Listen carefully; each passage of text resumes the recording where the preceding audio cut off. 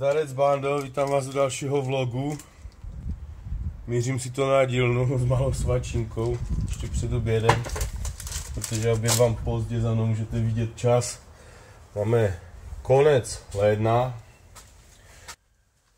Jak jste si jistě všimli, na mém prvním kanále se objevilo první video s Calibrou Cabrio a sklidila velký ohlas, hodně nových odběratelů a velký prostě zájem o pokračování, takže si brzy sednu k druhému dílu a představím vám druhou sérii fotografií zrovna k Cabru. Bude pokračovat potom s odstupem času zase, vždycky si musím ten čas fakt na to udělat. Třetí díl s fotkama, no a třetím dílem, jak jsem už říkal, vyčerpu prostě fotografie, které mám z minulosti a ono mě to bude muset i trošku nutit něco dělat, takže budu nucený potom makat na tom, ať mám co točit do tom Cabriu a samozřejmě nechci, aby to takhle stálo to auto, ale chci, aby vyjelo, chci, aby tam byl nějaký progres, takže během toho roku letošního nějaký progres určitě bude. Jestli to auto bude ve finále letos, to si myslím, že ne, že to bude spíš až příští rok, ale rozhodně nějaké věci už mám nakoupené, nějaké plány mám, jde jenom vyloženě o to udělat si na to čas. Takže díky za to, že sledujete můj hlavní kanál, protože tam to velmi roste, tady zatím je to samozřejmě bída, protože ten obsah ještě není takový, ale věřte tomu, že bude a bude velmi brzy, velmi zajímavý. Ty projekty jsou různé, to se budete průběžně dovídat. Kromě toho, co mám na dílně. Na dílně mám Seata, kluci tam, je to nafta, Cupra, 4 kola. Kluci tam nějak měnili turbo, downpipe jim tam klepe o kastly, vzadu klepe výfuk, tak si dneska budu s tím hrát, protože to bylo neplánovaně. Včera jsem dodělal oktávku, která stojí venku, výfuková klapka před koncový tlumič, úplně bomba setup.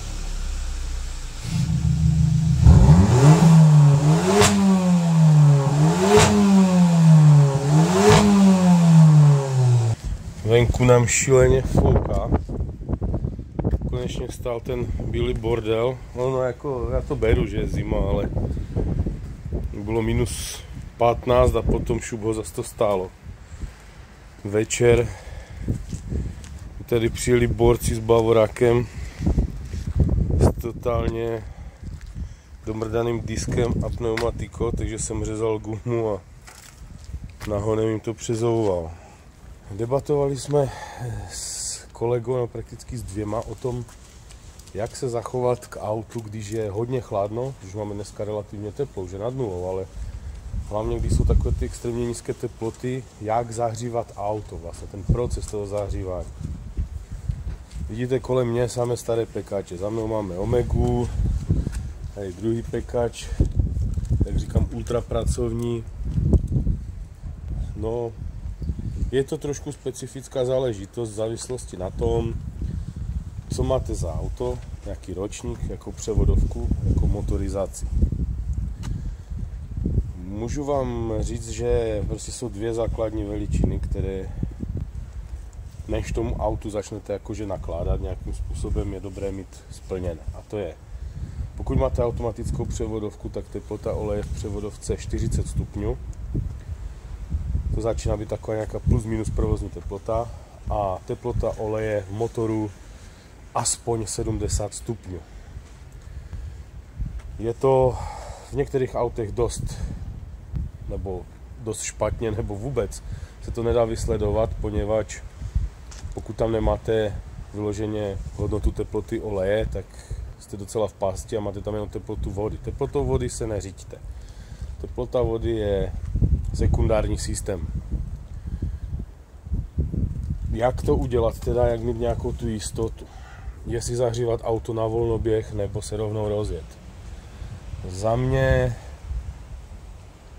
já to u těch starých pekáčů neřeším. U starého pekáče bych to fakt neřešil. Prostě nastartujte auto, dělejte, co potřebujete, jestli ho necháte díl běžet, nebo se rozjedete hned, je čistě na vás. Tady jde spíš o to, jak se budete chovat k tomu vozu, k tomu plynovému pedálu po rozjetí. když pěcháte třeba na šichtu, jedete pozdě a hned tomu naložíte, no tak samozřejmě je to špatně, ať už máte jakýkoliv motor. Abych vám to tak nějak osvětlil, pokud máte turbomotor, buďte víc opatrní. Je třeba, aby prostě to mazání bylo na nějaké rozumné teplotě, než začnete spěchat.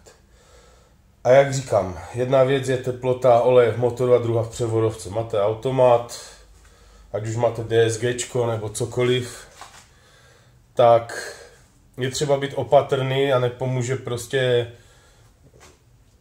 nepomůže to auto zahřívat třeba ve stoje, že si vykouříte cigáro nebo něco, ono se to stejně nezahřeje. Nejlepší je zahřátí jízdou. Ve zkratce vám to řeknu tak, pokud budete mít tu nejhorší kombinaci motoru, to znamená turbomotor versus automatická převodovka. Prostě to nastartujte, oškrábejte si auto v nějakém tom krátkém časovém limitu, zbytečně ho nenechávejte příliš dlouho nastartované a pokud jedete vzdálenost kratší než 20 km, tak jeďte prostě klidnou normální jízdou, nespěchejte. Protože olej v motoru se vám, dejme tomu, zahřeje, já nevím, po nějakých 15 kilometrech, když to takhle řeknu, fakt to záleží na mnoha proměnných, to bez debat. Ale ten olej v převodovce se vám bude zahřívat ještě daleko díl.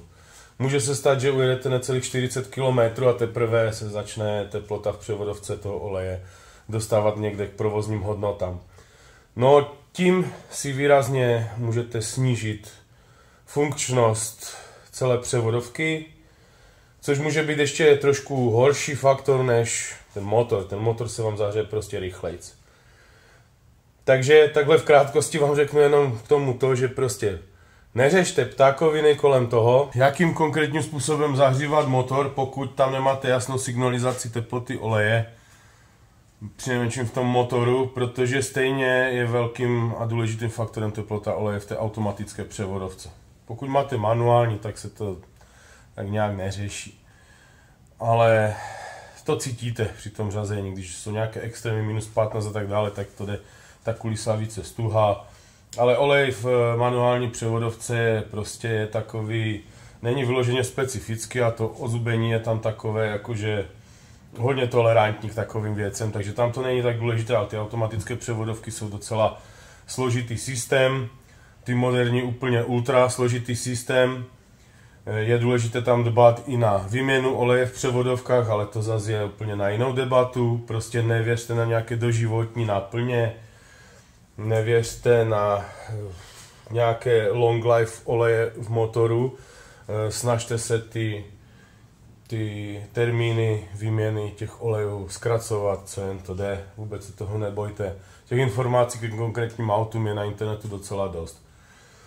Každopádně, co se týče toho, prostě když máme, já nevím, minus 10, nějakou hodně minusovou teplotu, jak říkám, ať už máte jakékoliv auto, nastartujte si to auto, nejdříve třeba oškrabejte si ho, co vám zabere 2 minutky třeba, hopněte do auta a pomalou jízdou ho prostě zahřívejte. Snažte se prostě nespěchat, pokud jedete do práce, snažte se vyjet trošku dříve, ne na poslední chvíli, už s ohledem na vaši bezpečnost na těch cestách samozřejmě, ale s ohledem na ten vůz, na ten motor a na tu převodovku, věřte tomu, že pokud to máte do práce 20 minut, tak ten olej v té převodovce se vám prostě nedostane na provozní teplotu tou krátkou jízdou dostatečně, aby nedošlo k nějakému snížení životnosti.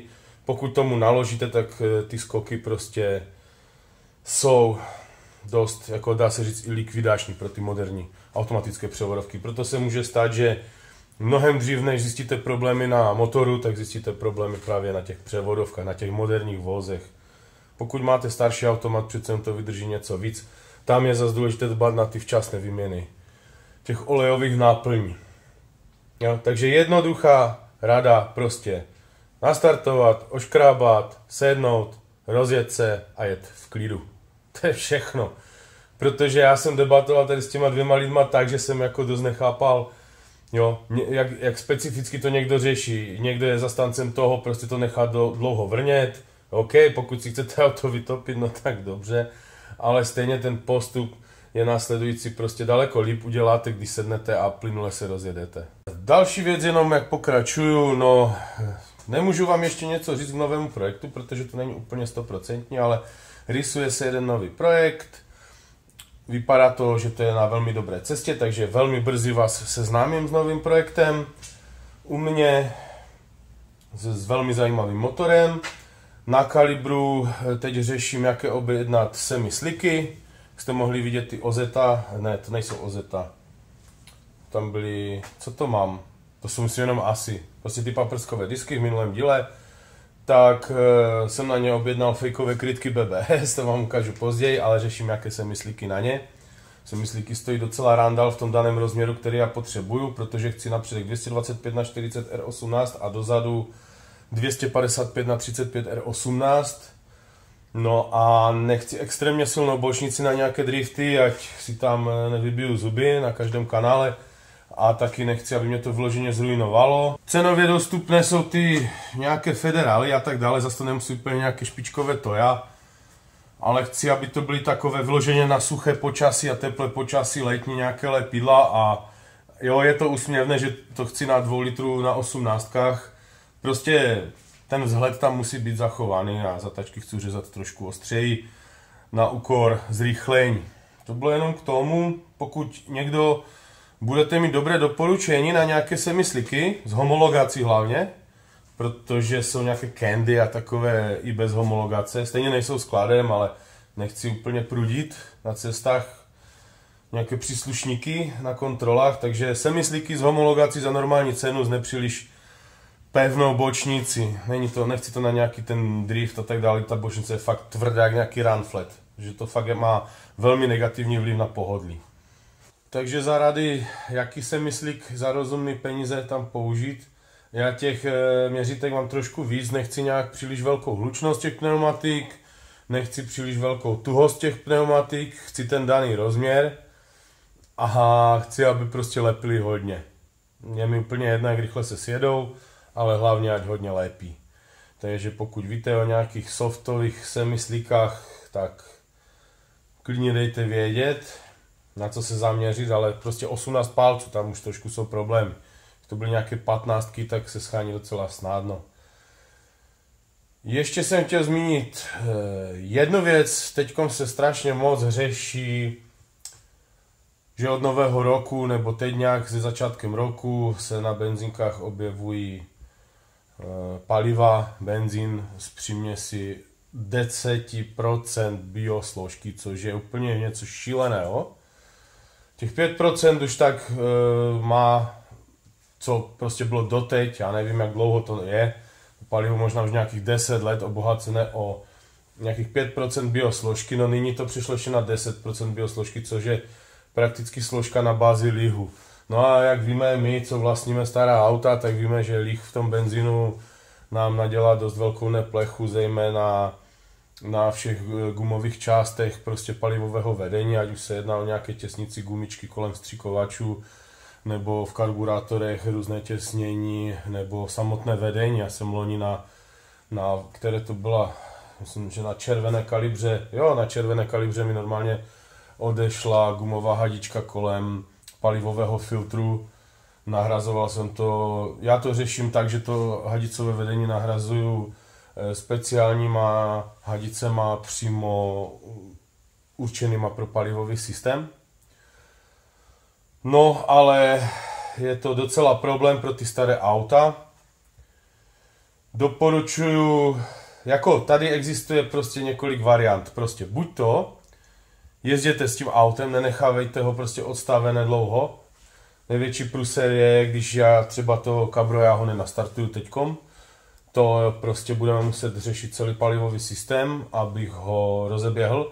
Proto jsem v minulém díle říkal, že jsme to Cabrio přemísťovali s kamarádama, protože prostě to vím, že to nenastartuju, jsem to zkoušel, ale i přesto, že tam dolijete nějaký benzín a snažíte se to jakoby nějak promíchat, tak to prostě už nechytne. Číslo 2 jsou všechny ty naše auta, které uskladňujeme na zimu a se kterými prostě se v zimě nejezdí. Takže změna nastává v tom, že nenechat to auto stát celou zimu bez povšimnutí. Buď to se projet, takový, to je jako ideální plán, pokud to jde, když nastane během zimního období, že je suchá cesta, vyskočí třeba teplota, udělejte si projížďku, dotankujte zas trošku benzínu. Někdo říká natankovat plnou nádrž. Já to nedělám. To z toho důvodu, že když máte plnou nádrž, že je tam méně prostě poměru vzduchu v té nádrži a paliva, je tam toho méně a jakoby tam míň se vylučuje ta voda prostě z té směsi toho benzínu s lihem, dá se říct. Já to neřeším, já tam prostě nechávám nějakou třetinu až polovinu nádrže, rozhodně ne rezervu nebo tak nějak málo, ale jde o to ten benzín prostě nějak obměňovat a ten motor protočit, no takže můj recept je takový, že pokud to jde, prostě projet se, třeba si udělejte výlet tím autem, pokud vyjde počasí, pokud nevyjde, já to řeším tak, že ho prostě nechám vrnět. Já ho nastartuju, nechám ho půl dne prostě vrnět. Pokud mám auto, ty moje auta jsou většinou tak nastavené, že se nějak nepřehřívají, když stojí nebo něco, prostě se jim docela pohodlně běží na volnoběh. Nechám to prostě běžet, vrnět, doleju tam trošku benzínu, to, co jsem spálil, a dělat to třeba ideálně co měsíc a půl.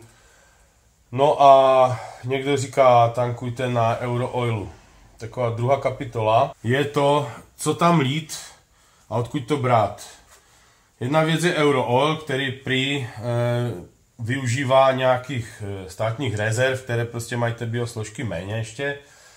Je apka, přímo aplikace, kde prostě vidíte, protože to není každý Eurooil, ale jsou to jenom prý asi 2 stanice nebo 3 tady u nás na Moravě, kde ten Eurooil vlastně má to palivo s tím menším podílem biosložky, to je jedna věc, no druhý zase radí tankovat Vervu 100, nebo prostě ty vysokooktanové paliva, které mají jakoby kvalitnější složení.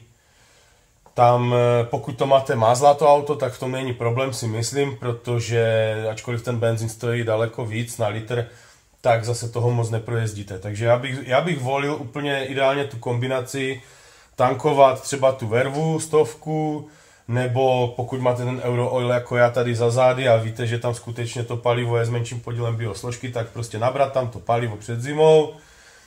A když, nebo respektive u mě to platí celoročně, protože já s tím autem jezdím málo i během roku, takže vlastně tankovat to kvalitní palivo s tím, že prostě co měsíc a půl to auto nechám vrnět fakt hodně dlouho, aby skutečně se z toho něco odebralo z té nádrže. No a v zápětí tam doleju čerstvě natankované palivo, když to takhle řeknu, vlastně stejné kvality, doleju to množství. No, takže když já to nechám běžet, já nevím, prostě to nastartuju a jdu něco dělat. To auto si tam vrní třeba 3-4 hodiny prostě na volnoběh. Ano, stojí to nějaké prachy, ale prostě nechci pokaždé řešit zasrané vstřikovače a tyhle ty věci. No druhým faktorem je to, že stejně trpí ty gumičky všechny kolem těch vstřikovačů a těch věcí. Tomu se nevyhneme, ale jde mi hlavně o to, aby než mi začne to palivo někde chcát, abych vůbec to auto byl schopný nastartovat. No a tím, abych to auto nastartoval, ať už jde o 1 kalibru, 2 kalibru, Cabrio to je teď úplně v řití, to prostě už nenastartujeme, protože s tím se dlouho nic nedělalo, jak jsem říkal. Tak hlavně teď mi jde o tyhle ty 2 auta, které mi vlastně celé zimní období stojí. Červená mi stojí dost i v létě, protože to jezdím fakt velmi málo.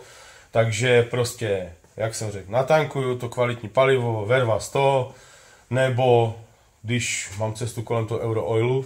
A teď si říkáte, no a jak tam chce dolet to palivo, když je venku 2 metry sněhu? No jednoduše, jedu jiným autem, vemu velký kanistr a prostě natankuju tam 10 litrů třeba do toho kanistru, naliju 5 litrů tam, 5 litrů tam.